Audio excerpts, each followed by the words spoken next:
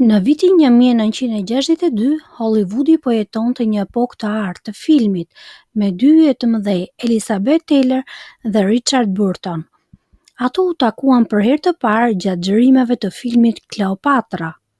Ishte një takim që ndryshoi jo vetëm jetën e tyre, por dhe historinë e romancave të famshme të Hollywoodit. Taylor, tashmë e famshme dhe admiruar për bukurinë dhe talentin e saj, dhe Burton, aktor i pasionuar dhe me karrierë në ngritje, ndan një tërheqje të menjëhershme tek njëri tjetri. Publiku nuk e dinte ende se çfarë do të pasonte, por kemi të bëjmë me një histori që përzihen pasion, skandale dhe dashuri. Fakti që të dy ishin të martuar me të tjerë e bëri romancën e tyre jo vetëm të ndaluar, por dhe më tërheqëse për mediat. Në këtë periudhë, paparacët i ndiqnin në çdo lëvizje, çdo shenjë afeksioni mes tyre bëhej lajm në kopertinat e revistave. Magjia mes Elizabeth Taylor dhe Richard Burton u shfaq dukshëm menjëherë.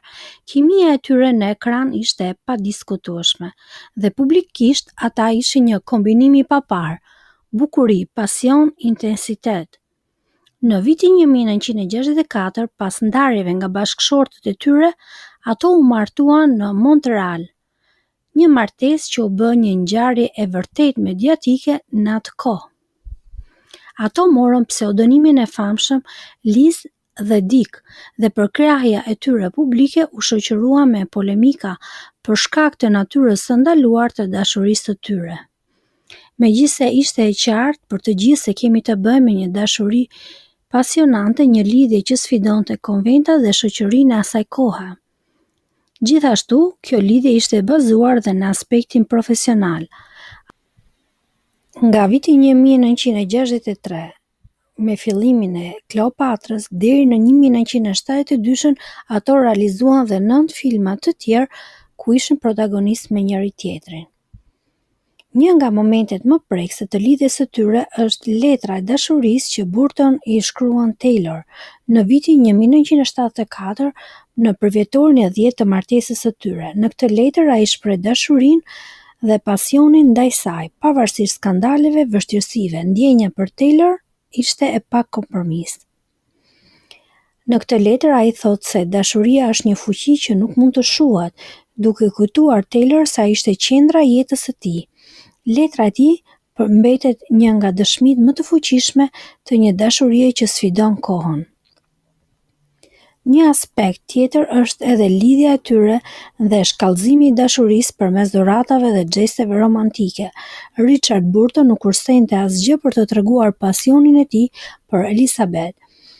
Një nga dhuratat më të famshme ishte një perle madhe, La Pellegrina, e cila u dhurua nga Burton për Taylor në vitin 1969, një simbol i dashurisë së tyre të pashtershme.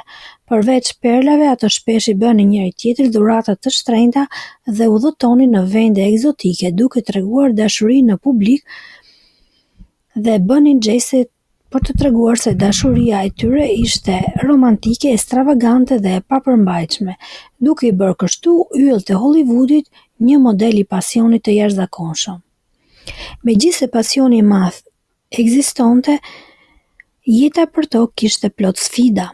Ato u ndanë në vitin 1974, duke shkaktuar një tronditje të madhe në Hollywood, si dhe për fansat e tyre. Por romanca ishte e papërmbajtshme. Ato u martuan sërish në 1975. Megjithse martesa e dytë zgjati vetëm disa muaj, kjo reflekton natyrën e pasigurt dhe të ndërlikuar të dashurisë së tyre. Një kombinim pasioni dhe konflikti, si dhe tërheqje e pandalshme.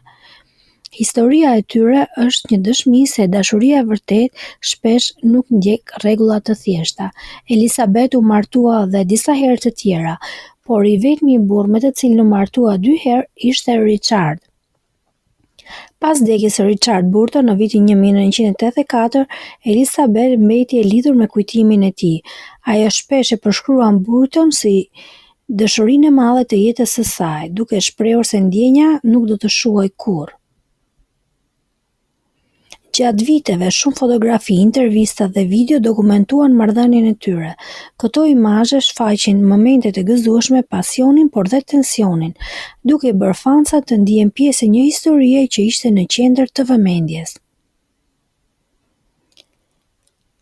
Historia e Elizabeth Taylor dhe Richard Burton nuk është vetëm një tregim hollywoodian, por një histori universale dashurie, që pavarësisht skandaleve, ndarjeve dhe sfidave, romanca vazhdon të jetojë në letra, kujtime dhe dhurata, si dhe momentet e dokumentuara. Është një histori ku tregon se pasioni dhe dashuria nuk njohin kufije dhe kujtimet e një lidhje të tillë janë përjetësisht të paharrueshme.